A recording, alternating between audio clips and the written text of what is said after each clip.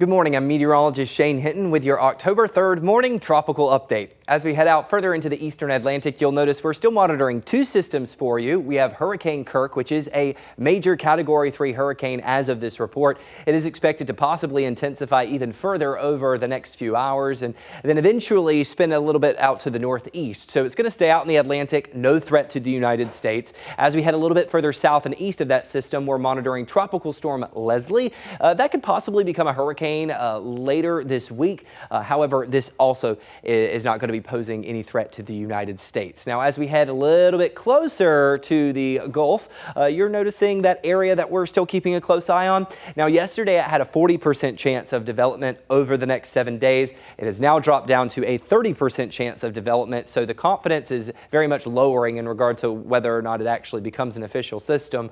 Regardless, the tropical moisture is still going to be present. It just means that the chance of it becoming a tropical depression or a storm is lower. So let's take a look at what that moisture could do throughout the Gulf as we head throughout the next several days. This is a snapshot of Friday afternoon where you can see some of that tropical moisture impacting the northern Gulf Coast, mostly in the form of rainfall. As we zoom in here closer to central Texas, I do want to highlight that we could see some isolated showers start to kind of scoot in from the Gulf of Mexico. This is a snapshot of Saturday afternoon.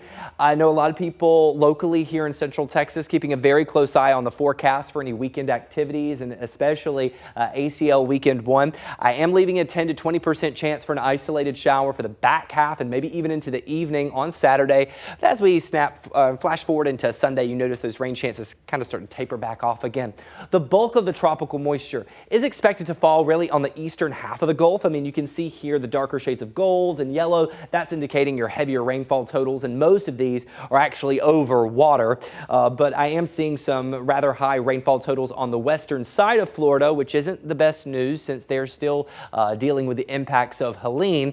As we zoom in here locally, you'll notice the rainfall outlook has kind of tapered off quite a bit for central Texas. This is why we're still keeping that 10% chance for an isolated shower because it could kind of sneak in from the Gulf. As we compare the two forecast models that we rely on very heavily in meteorology, you'll notice the European model continues to keep most of central Texas dry over the next 7 days, maybe a few hundredths of an inch in the coastal plains. As we take a look at the GFS model, this one does have the potential for some of those showers to sneak into the Austin metro area, but they would be very light in nature. This is only 1/100th of an inch of rain, so it would be very light. It's not going to be a washout of a forecast, but we are going to be left with a very low-end rain chance.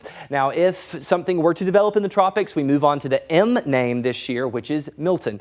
We'll continue to track the tropics for you here in the KVUE Weather Center, and we'll provide those updates on air and online.